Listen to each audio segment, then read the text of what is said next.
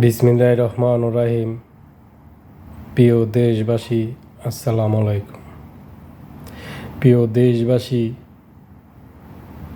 ও বাংলাদেশের সাধারণ নিম্নবিত্ত মধ্যবিত্ত সকল ভাই ও বোনেরা, আসসালামু আলাইকুম। আমরা যারা মধ্যবিত্ত ও নিম্ন মধ্যবিত্ত ফ্যামিলিগুলো আছি, আমরা যখন যেই সরকারি আসে না কেন ভুক্তভোগী আমরাই হই। তার কারণ হলো বাংলাদেশে রাজনীতি করা, রাজনীতিটা একটা এখন বাণিজ্যিক বিজনেস। তার কারণ হলো যখন যে ক্ষমতায় আসে তারাই জবর দখল করে, লুট করে, চাঁদাবাজি করে, সন্ত্রাস করে, মানুষের পকেট কেটে তারা চলে। 30শে এপ্রিল 2026 ঢাকার মিরপুর পল্লবীর এলাকায় এক রাতের মধ্যে একটি আস্ত বাড়ি ভূমিদস্যুরা গিলে ফেলেছে। শত কোটি টাকার সম্পত্তি এই ভূমিদস্যুদের চোখ থেকে মালিক আর বাঁচাতে পারে নাই। মালিক সেখানে লক্ষাধিক টাকা খরচ করে টিন শেডের ঘর, রিক্সার গ্যারেজ নির্মাণ করেছিল, যাতে স্বল্প আয়ের যারা রিক্সা চালায় তারা ওইখানে বসবাস করবে, থাকবে। কিন্তু এই রাজনৈতিক ছত্রছায়ায় এই ভূমিদস্যুরা সেই মালিকের শত কোটি টাকার সম্পত্তি খেয়ে ফেলেছে।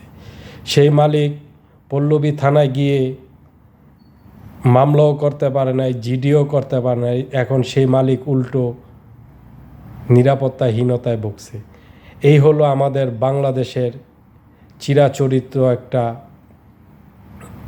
স্বভাব। কারণ ক্ষমতা যার, দেশ তার। ক্ষমতা যার, মহল্লা তার। ক্ষমতা যার, জায়গা তার।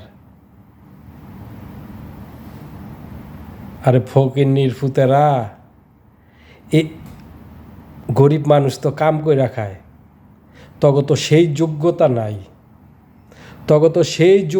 নাই।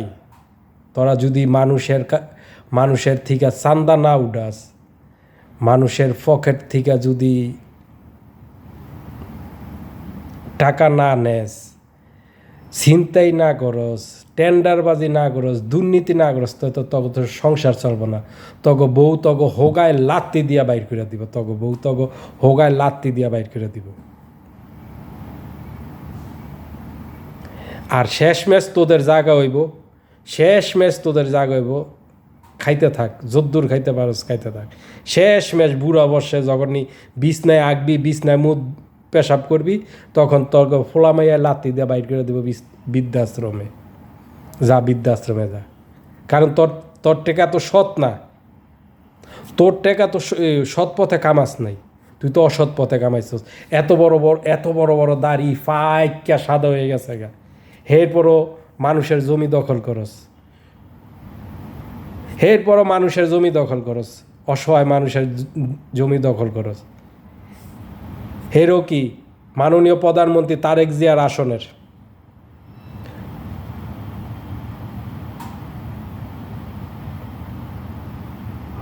এই যদি হয় দেশের রাজনীতি, এই যদি হয় দেশের পরিস্থিতি, গোষ্ঠী মারি তোর রাজনীতি রে।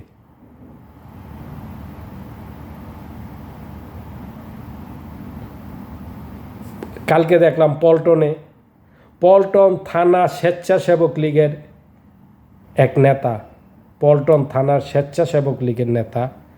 এক বৃদ্ধা মায়ের দোকানটাকে হাতুড়ি দিয়ে ভেঙে 50,000 টাকা চাঁদা না দেওয়ার কারণে বৃদ্ধা মায়ের দোকানটার হাতুড়ি দিয়ে ভেঙে গুঁড়া গুঁড়া করে দিয়েছে। ওই ফইন্নির ফুট, তোর কি লিগা তার চাঁদা লাগবো?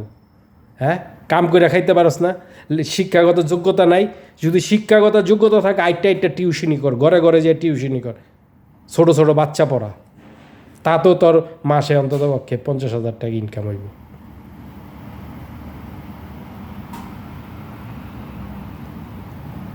যেমন ওই বৃদ্ধা মহিলার কাছে তোর বাপে কামায় রেখে গেছিল, ওই বৃদ্ধা মহিলার কাছে তোর বাপে কামায় রেখে গেছে। বৃদ্ধা মহিলার দোকানটা যেন ভাঙছস, বৃদ্ধা মহিলা তার একটা মেয়ে আছে বিধবা, তাকে নিয়ে এই দোকানটা করে সংসার চারটা ডাইল ভাত খায়। আজকে তোদের মতন এই লুটতারাজ, দুর্নীতিবাজ, চোর, বাটপার নেতাদের কারণে আজকে দেশটার এই অবস্থা। যখন যে ক্ষমতায় আসস, তোরা যখন যে ক্ষমতায় আসস, দেশটাকে লুট করে ধ্বংস করে দিয়ে যাস। একজন লুট করেছে 17 বছর, আরেকজন লুট করে গেছে 18 মাস, আর এখন এসে শুরু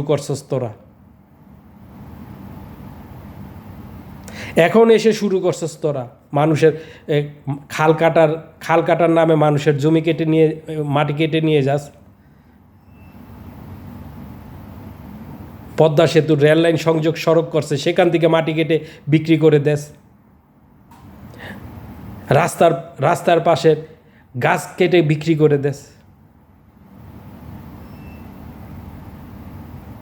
এই ক্ষমতা বেশি দিন থাকবো না, ইনশাল্লাহ।